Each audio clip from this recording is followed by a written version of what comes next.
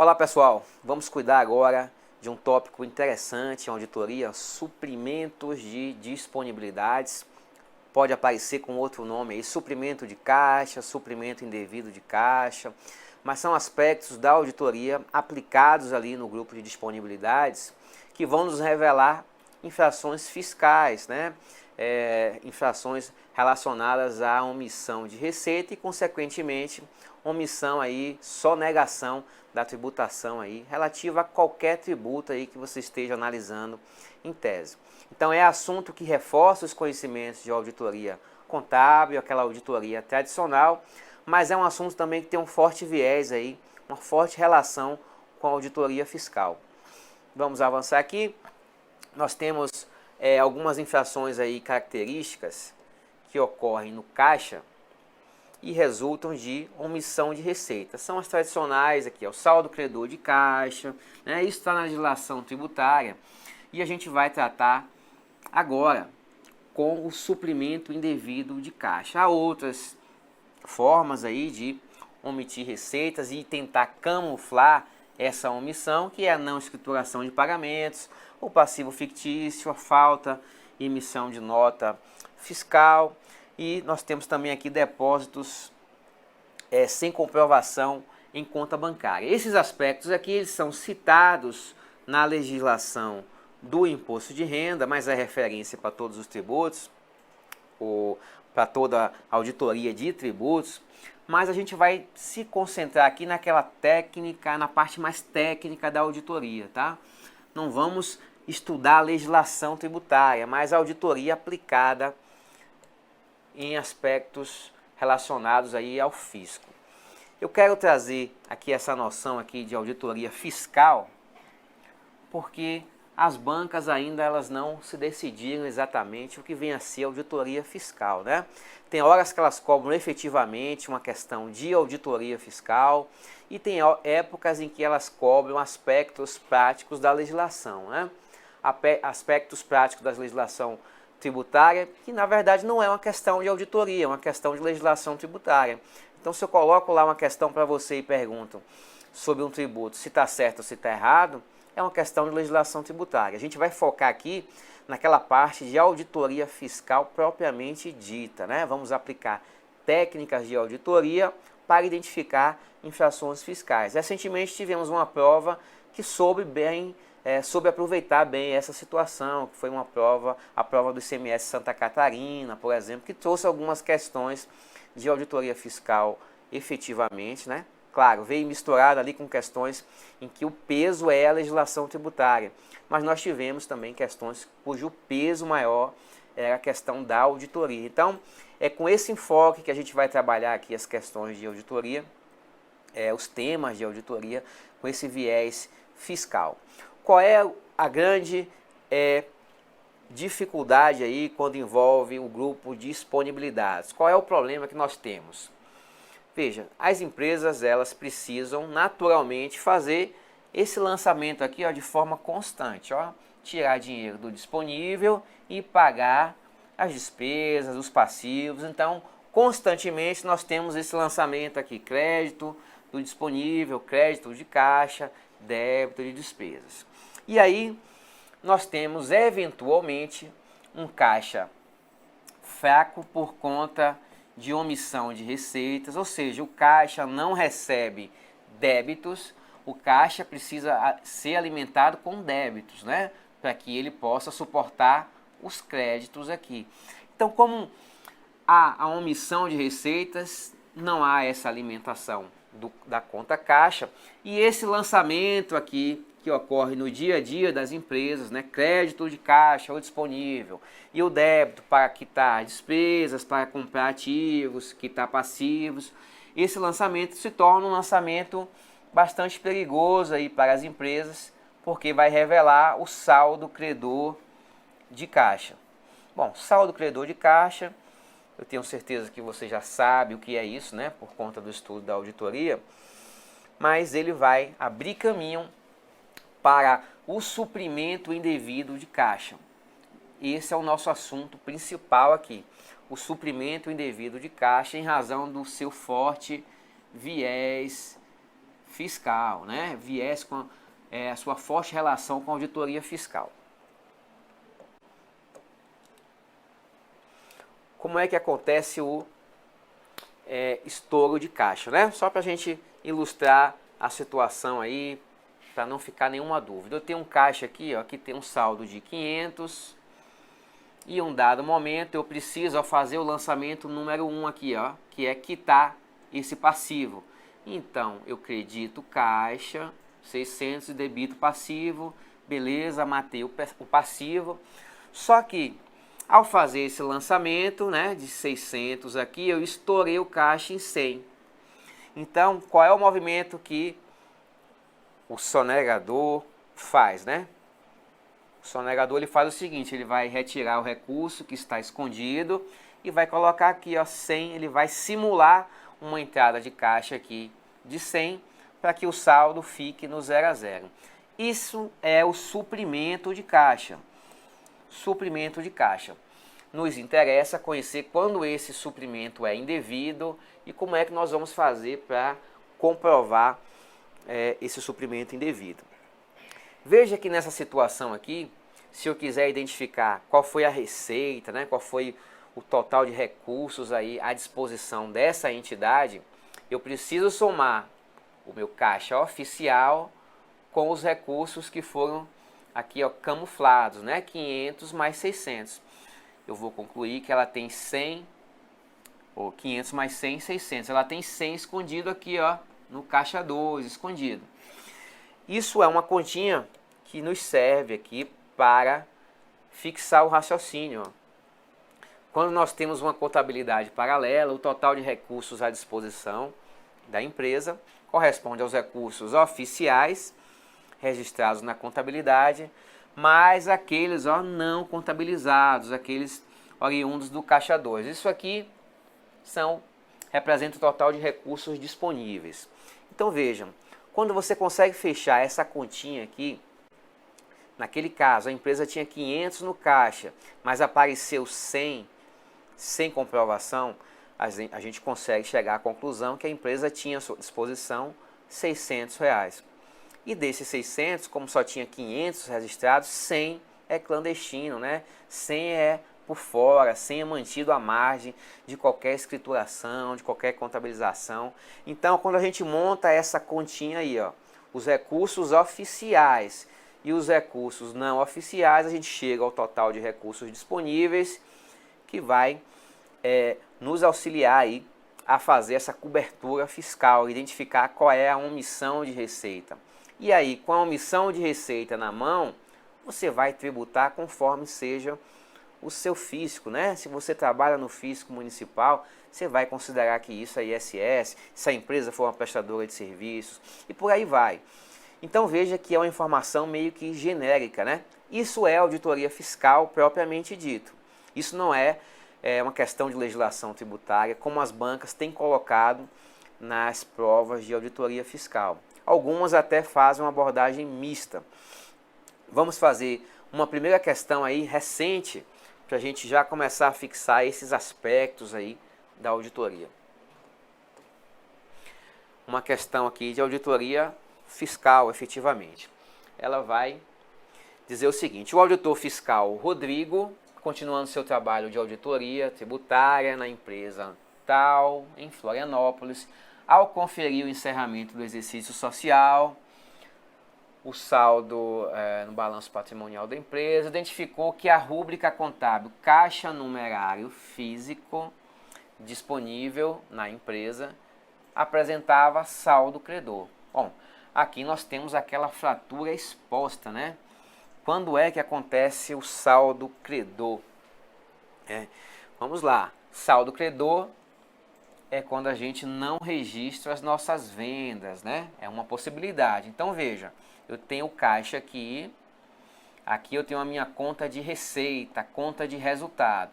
Fiz uma venda número 1 no valor de R$10, registrei aqui no caixa, ó, 10 em receita. Fiz a venda número 2 de 50, não registrei em lugar nenhum. Fiz a venda número 3 de outros 50 e não registrei em lugar nenhum. Meu caixa oficial ficou só com 10. embora eu tenha aqui de recurso, ó, 110. Então, a empresa consegue se manter viva, né? Porque ela vai pagando suas contas com esse recurso aqui. Mas, ao mesmo tempo, ela não pode registrar aqui no caixa o pagamento de uma conta de 30, porque ela não tem o recurso.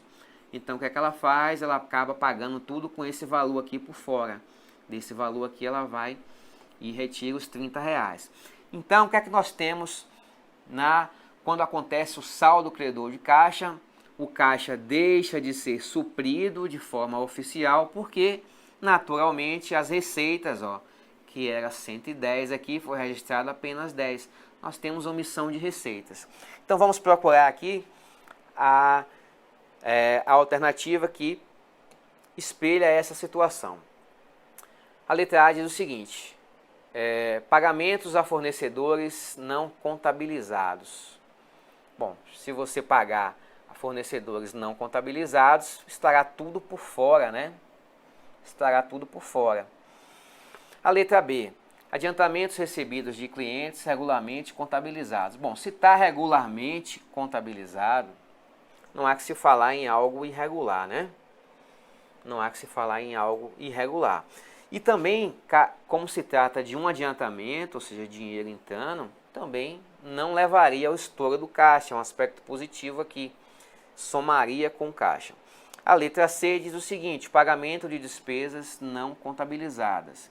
Bom, se você vai fazer o pagamento por fora, não vai estourar o caixa, né? Aparentemente. Letra D, recebimentos de numerários não contabilizados por meio da falta de emissão de documentos fiscais. Bom, se você não vai contabilizar os recebimentos, o que é que acontece com a conta caixa? Ela não vai receber aqui os débitos, né? Ela não vai engordando com essas receitas. Então, retrata aqui fielmente aquela esquematização que a gente fez há pouco. Omissão de receitas naturalmente leva ao estouro de caixa se os pagamentos continuarem sendo feitos aí por dentro da contabilidade ou no caso de reconstituição também desses pagamentos. A letra E, realização de vendas regularmente contabilizadas. Bom, se está tudo certo, ó, nem precisa olhar, está tudo certo, né? Então a gente ficou aí com a letra D.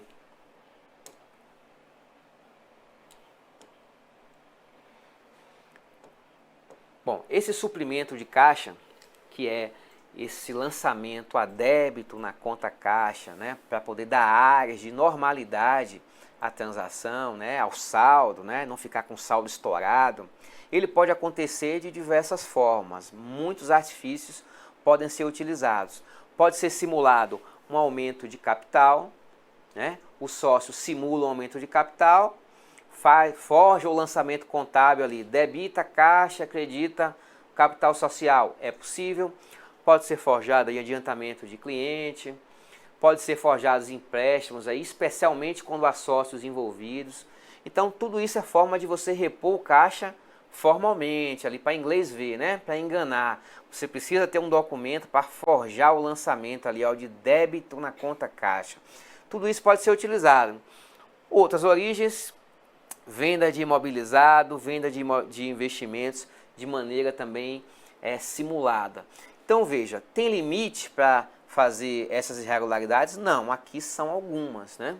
O limite é a criatividade humana. Essas são as principais aí. As principais normalmente envolvem os sócios, né? Sócios, pessoas ligadas, porque de forma muito tranquila eles podem forjar um contrato de empréstimo, né? Enfim, podem forjar a simulação da venda de um ativo da empresa, né? São diversas formas.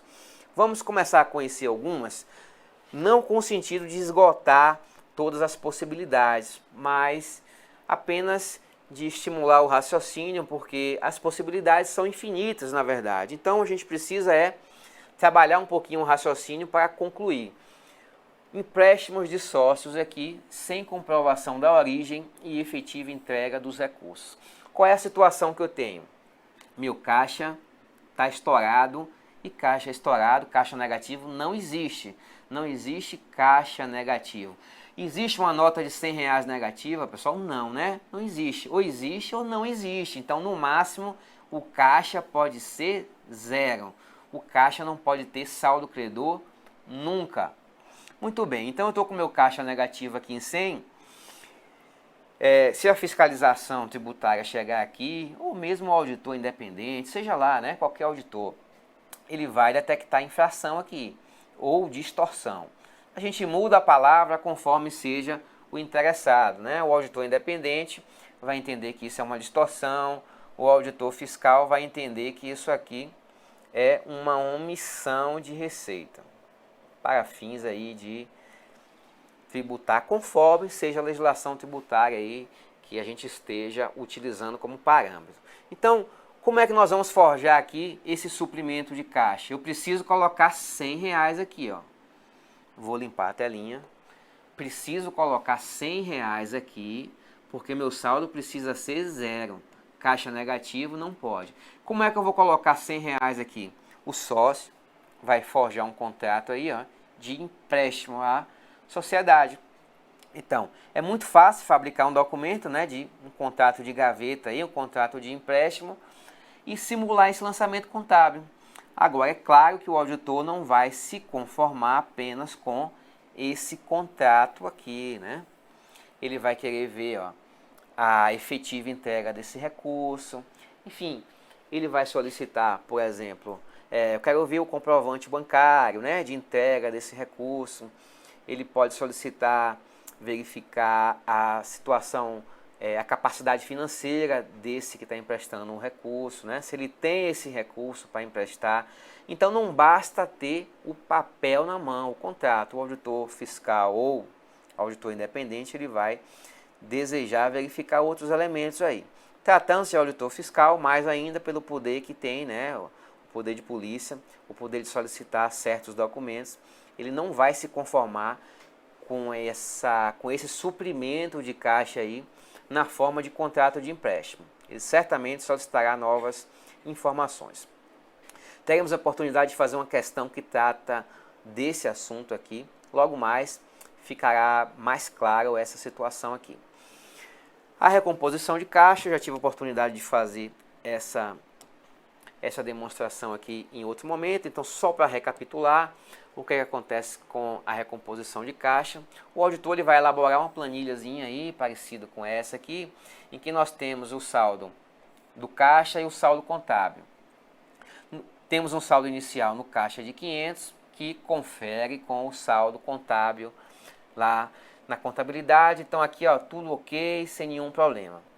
No caixa temos um ingresso de recurso aqui de 100, automaticamente o nosso saldo contábil passa a 600. De posse dos 600, a empresa vai, ó, e quita um passivo, faz um pagamento qualquer. Mas, se o auditor verificar que esse recebimento aqui, ó, não existiu, esse valor de 100 aqui não existiu, ele vai fazer a recomposição desse caixa aqui, ó. O saldo recomposto. Nós tínhamos 500, né? O saldo se tornou 600, mas esse 100 não existiu, então o saldo real é 500. Como é que está batendo com 600? Como é que está 600 aqui? Então o auditor vai concluir que esse estouro aqui de 100 corresponde a uma distorção aí que precisa ser investigada e provavelmente tem relação com omissão de receitas. Eu já fiz essa planilhazinha, então eu dei só uma relembrada aí. Vamos fazer uma questão aqui, ó. Os suprimentos de caixa podem ser justificados pela comprovação da capacidade financeira do supridor e da efetiva entrega de recursos. Só ficará caracterizada a irregularidade quando se constatar a existência de saldo credor na conta caixa. Olha só, temos duas afirmações aí interessantes. A primeira, que o supridor de caixa ele precisa ter capacidade financeira, né? Para que a gente conclua que aquela entrega de recurso não foi apenas no papel, ela foi efetiva, né? Não foi algo forjado. A comprovação da efetiva entrega também é outro elemento, para que não fique só no papel. o auditor vai querer ver ó, o TED transferindo o dinheiro do banco, a cópia do cheque que transferiu o numerário, né? Então, essa comprovação da efetividade também é importante. Agora, essa parte aqui, ó, só ficará caracterizada a irregularidade quando se constatar a existência de saldo credor, não está correta. Porque, às vezes, a correção que o auditor faz, ó, eu tenho aqui a conta caixa, ela está com saldo positivo de 100, de 1.000. Mas o auditor verificou que dentro desse valor de 1.000 aqui, tem 200, que é um suprimento não comprovado. Então o auditor vai concluir que esse caixa é de 800. Então veja, necessariamente não precisa ter o saldo credor. O saldo credor seria aquela fratura exposta, né? Aquela prova que não tem por onde reclamar. Mas com o saldo devedor também é possível aí chegar à conclusão de que há irregularidade. Assim, por conta da segunda parte da sentença está errado. A primeira parte está correta e a segunda parte está incorreta. Vamos fazer mais uma questão aqui, questão bem recente, 2018, Santa Catarina, questão aí com um viés aí também fiscal aí. O que é que nós temos? A auditora fiscal continuou a auditoria tributária na empresa tal, referente ao mês de dezembro de 17, fazendo o confronto do extrato bancário com razão contábil da conta bancos. E identificou uma nova situação. Vamos lá. Qual foi a situação que ela encontrou? Verificou no razão contábil, na conta empréstimos, que havia um empréstimo realizado pelo sócio à empresa no valor de 1 milhão. Então, vamos lá. Eu tenho um passivo aqui, ó, ela encontrou um passivo empréstimo. E lá tem ó, 1 milhão, que é um empréstimo realizado pelo sócio. Em 29 de dezembro de 2017, no entanto, não encontrou no extrato bancário a informação sobre o recebimento desse valor. Olha que situação estranha, né? A empresa registrou na contabilidade 1 milhão, mas o extrato bancário indica que o saldo, né, é zero. Não tem nenhum lançamento de 1 milhão. A auditora formalizou, então, uma notificação à empresa solicitando uma justificativa para o fato. Bom, o contador falou o seguinte, informou que era um erro de conciliação bancária e que fez a retificação do lançamento contábil, pois, na verdade, o valor do empréstimo foi recebido na conta caixa. Então, segundo o contador, a contrapartida desse empréstimo estava aqui na conta caixa, 1 milhão. Então, veja, nós temos aí um suprimento de caixa, né? Muito bem. O contador informou que esse valor foi recebido em dinheiro. Claro que ele vai informar isso, né, pessoal? Não deixa rastro, né? Dinheiro não deixa rastro. E entregou ao auditor um contrato de mútuo, né? Um contrato de empréstimo aí, não registrado em cartório. O fato de não ter sido registrado em cartório não é uma situação que vai ser determinante, né? Colabora, mas não é determinante. Então há um contrato entre o sócio, a pessoa física do sócio e a empresa, indicando que foi feito esse empréstimo. A auditoria analisou também a declaração de imposto de renda do sócio. Olha quanta coisa, né? Vamos recapitulando. Olha só, temos um lançamento contábil que indica que a empresa recebeu 1 milhão e a contrapartida foi no caixa, ou seja, recebeu 1 milhão em espécie, né? Provavelmente para suprir o seu caixa aí, que deveria estar baixo por conta de omissão. Eu já vou chutando aqui. Estava em omissão e precisou dar um jeitinho aí de colocar 1 milhão no caixa de uma maneira artificial. Mas vamos continuar. A auditora, então, olhou a declaração de imposto de renda do sócio da Receita Federal, na qual constava no quadro de bens do declarante um total de bens de 400 mil. Então veja, essa pessoa física tinha um patrimônio de 400 mil e fez um empréstimo de 1 milhão em espécie. Olha que situação estranha, né? Ele não tem capacidade financeira para fazer esse empréstimo. Então vamos lá, sendo apenas na qual constava o quadro de bens 400 mil, sendo apenas 50 mil em aplicação financeira e não encontrou nenhum outro direito de recebimento relativo ao suposto empréstimo de 1 milhão. Quer dizer, nem o valor a receber, né? Ele deveria ter declarado lá no seu imposto de renda que tem 1 milhão a receber dessa empresa aí, já que ele tem um contrato de mútuo. Então veja que situação estranha aí, né? Situação bem complexa, um texto bem longo, mas nós temos um empréstimo feito supostamente à vista, em moeda, né? Diretamente no caixa, sem passar por banco. A auditora desconfiada solicitou documentos que lhe permitissem verificar a capacidade financeira desse que está emprestando o dinheiro. Viu que ele só tinha um patrimônio de 400 mil. Lógico que ele não poderia jamais emprestar 1 milhão. Então veja, as coisas não estão se encaixando. E veja como o auditor aí procurou as informações, né? Ele não se conformou com um mero contrato em papel, né? O contrato a gente rasga, né? Contrato, duas pessoas amigas fazem aí contrato do jeito que quiser.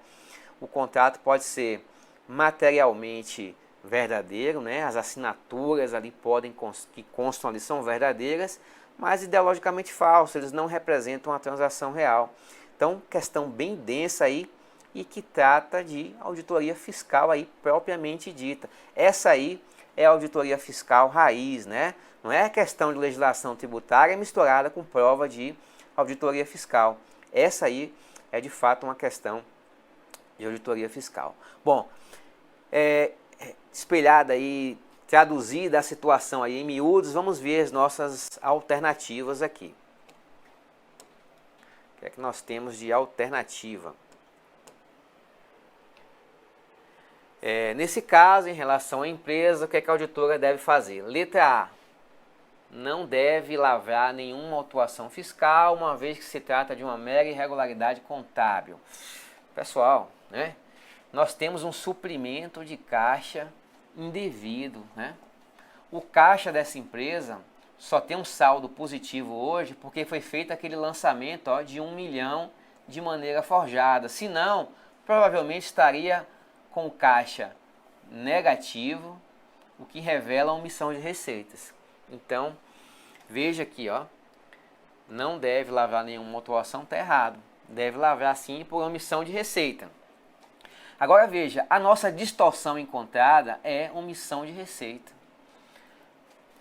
Nós vamos tributar no tributo que for. Aqui é o auditor do ICMS, então ele vai lavrar o auto ali de ICMS, ele vai pressupor que houve essas saídas aí de mercadoria sem emissão de nota fiscal.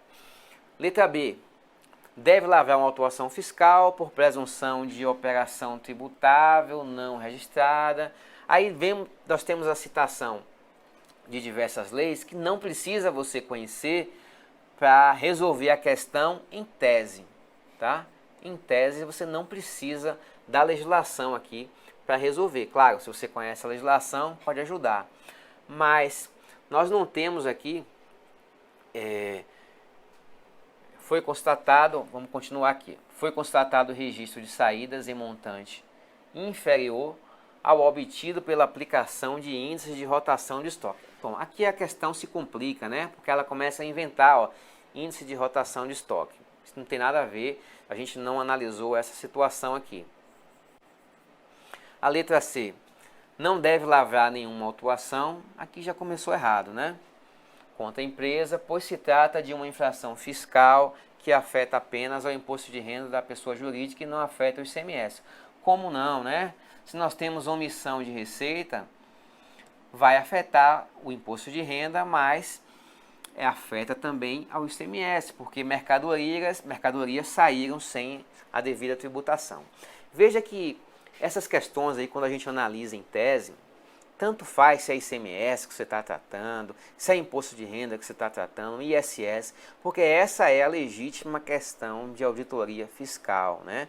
Porque você tem o conhecimento em tese, você tem a prática da auditoria em tese, e de posse do resultado que a auditoria lhe entrega, você vai aplicar a legislação do ente que você trabalha, né? Do ente que você está representando.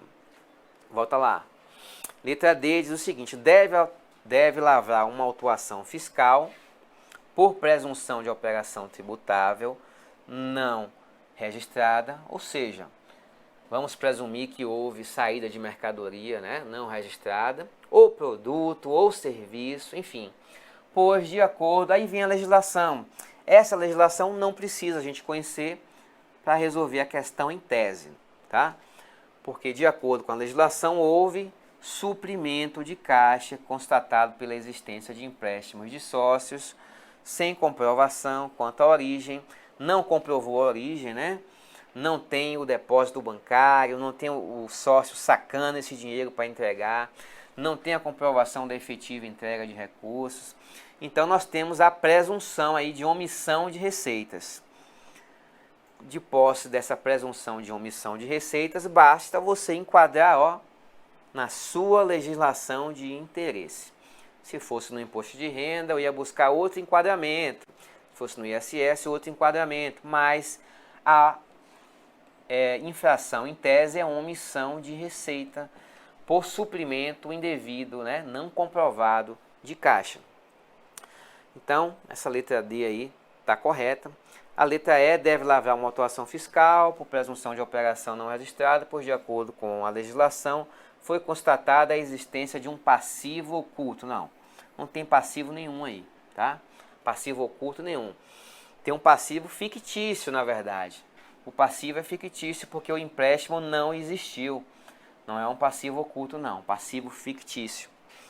Veja que é uma boa questão aí que acaba abordando aí diversos aspectos da auditoria e com forte viés de auditoria fiscal.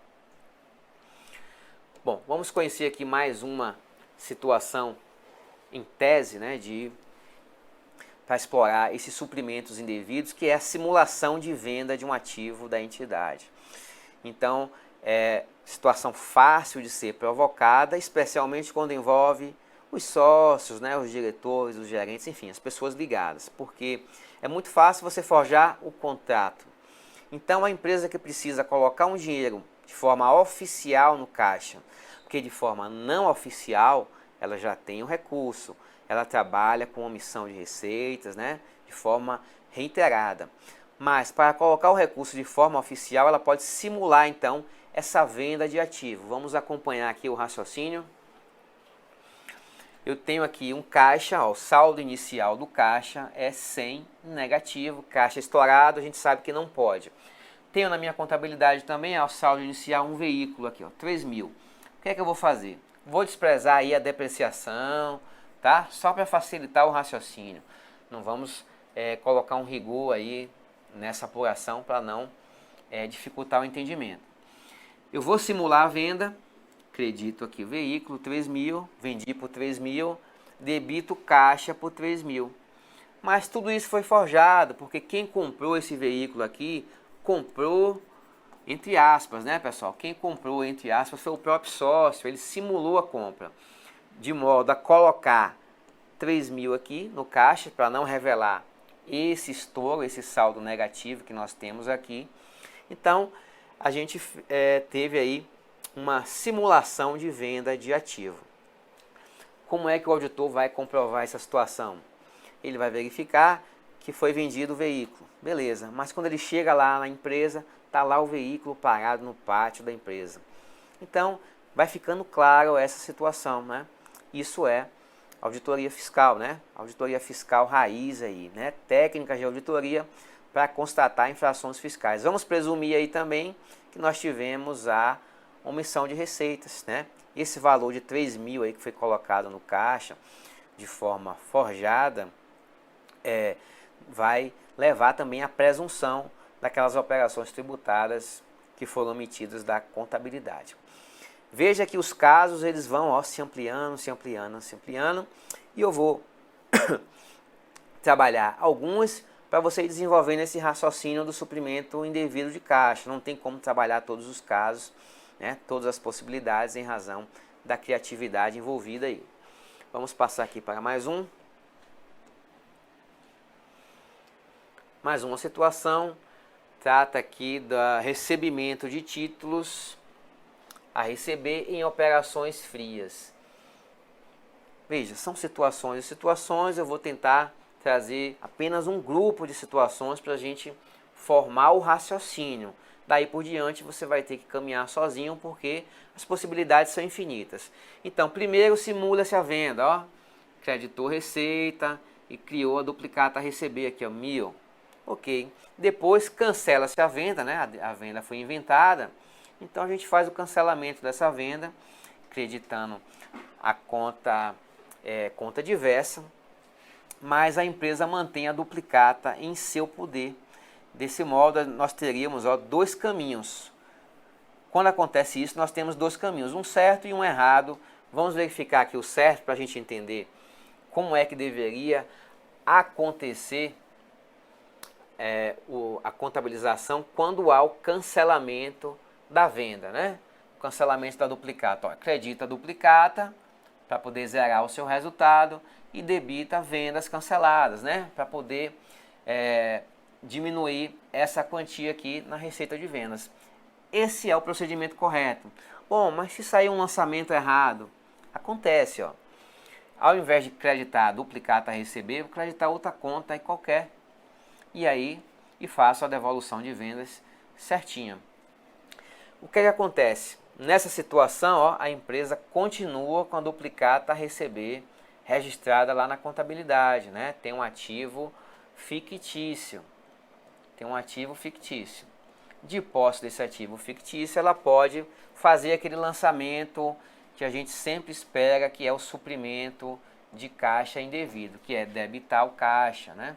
Debitar o caixa para poder engordar o caixa de forma artificial, apenas formalmente. Então ela vai, ó, simular o recebimento dessa duplicata, acredita a duplicata a receber, aí sim ela faz a baixa e faz um lançamento aí a débito a caixa. E aí o caixa estaria suprido aqui, pelo menos de forma formal, né? De forma formal. Claro que isso aqui não vai se sustentar diante de uma auditoria, mas de forma formal isso poderia acontecer.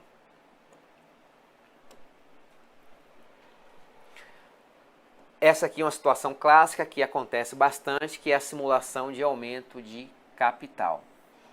Então, nós temos uma empresa aqui, ó, com um capital de 100 mil, né, um valor hipotético aí, mas para colocar para dentro da empresa o dinheiro do caixa 2, que está em poder do sócio, o sócio vai simular o aumento de capital. E assim faz, né, essa modificação formal aí do capital para 200 mil. O que vai acontecer? Aí nós fazemos o lançamento contábil, né? Acredita capital, ó, 100 mil e debita caixa, pronto. O sócio conseguiu colocar os 100 mil, que foram originariamente sonegados, dentro do caixa da empresa. E aí ele conseguiu formalmente criar essa forma aí, esse suprimento artificial. Então, formalmente está tudo resolvido, né? Claro que essa situação não vai se sustentar diante de uma auditoria efetiva, né? Poderá ser detectado, porque é muito fácil fazer contrato, especialmente quando envolve o sócio. Então, fazer um contrato aí social para simular o aumento de capital é muito fácil. O auditor ele deve verificar se o dinheiro foi efetivamente entregue. E efetivamente entregue é se há um cheque nominal, né? Um cheque, se há uma transferência eletrônica de fundos. Não adianta chegar assim, ah não, a transferência foi em espécie, direto no caixa. Aí fica complicado. Então caberá ao auditor aí fazer essa avaliação. Outra forma de simular esses movimentos de caixa é o cancelamento, a emissão e cancelamento, ó, de cheques de forma concomitante. Porque quando você emite um cheque, você credita banco e debita a caixa. Bom, e aí você conseguiu colocar o caixa com aquele saldo que lhe interessa, positivo. Mas no outro dia, quando não lhe interessa mais, aí você faz o cancelamento do cheque. E aí volta à situação original. Então, é um artifício aí utilizado para sempre que o caixa tiver credor, ó, faz um lançamento aí concomitante de emissão de cheque e cancelamento para poder disfarçar, né? O máximo que consegue é disfarçar. Essa situação ela não vai se sustentar diante de uma auditoria, claro, mas dá para enganar, né? À primeira vista dá para enganar todo mundo. Mais uma situação aí.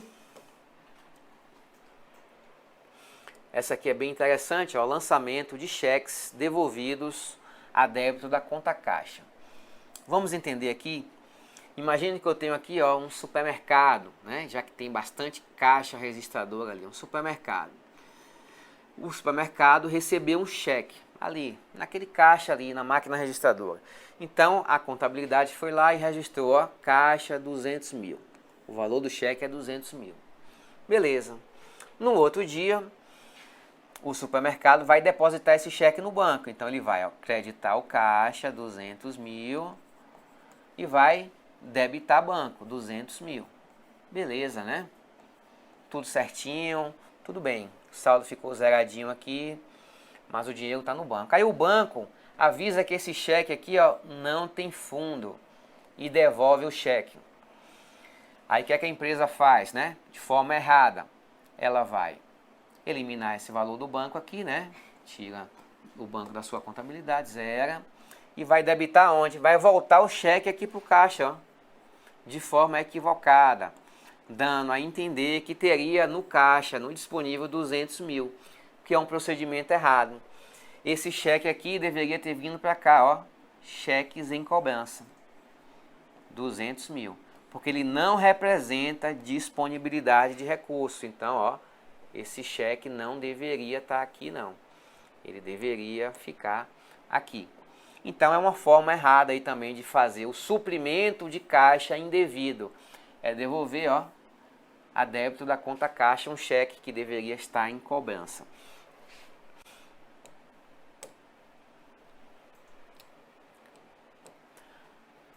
Bom, vamos analisar essa situação do cheque aqui na forma de uma planilha para a gente entender o raciocínio e a gente ao mesmo tempo fecha já esse bloco aqui. O que é que nós temos aqui? Ó? O caixa geral, nós tínhamos um saldo de 0 que estava batendo com o saldo da contabilidade. Beleza. Aí o caixa geral recebeu o cheque de 200 mil, a contabilidade foi lá, ó, e registrou 200 mil. Beleza. Aí, esse cheque de 200 mil, ele foi transferido para o banco, né? Então, tiramos aqui 200 mil, o saldo ficou 0. Beleza. Mas o cheque foi devolvido. Como esse cheque foi devolvido, o que é que a empresa fez? Voltou o cheque para o lugar de origem, ou seja, para o caixa, de modo a que o saldo contábil continuasse com 200 mil. O que é que o auditor vai fazer? Ele vai conferindo aqui, ó, todos os lançamentos, né, da conta e tal. E quando ele chegar aqui, ó, opa, esse lançamento aqui, ó, esse cheque de 200 mil aqui está errado. Eu preciso fazer, você precisa fazer aqui um lançamento a crédito na conta caixa para que ele fique, para que essa conta fique efetivamente com 0. Porque o seu caixa não tem 200 mil, o seu caixa tem 0. Esse cheque aqui é sem fundo. E quando a gente faz isso, a gente pode detectar aí outras infrações, né? Então, fazemos o ajuste aqui na forma de planilha para estabelecer o fluxo desse raciocínio. Chegamos ao saldo correto de caixa, que é 0 e não é 200. Então, enquanto a empresa marcava aqui, ó, que o saldo é 200, porque ela registrou indevidamente esse cheque devolvido de volta na conta caixa, o auditor foi lá e disse, olha, não, esse cheque aqui, ó, você precisa tirar da conta caixa, porque ele precisa ir para cheques em cobrança. É uma conta aí do ativo, tal, que você vai correr atrás para receber, mas não é disponibilidade para você usar nos seus pagamentos. Então, essa é, pessoal, o fim aí desse bloco, ok? Vejo vocês logo mais.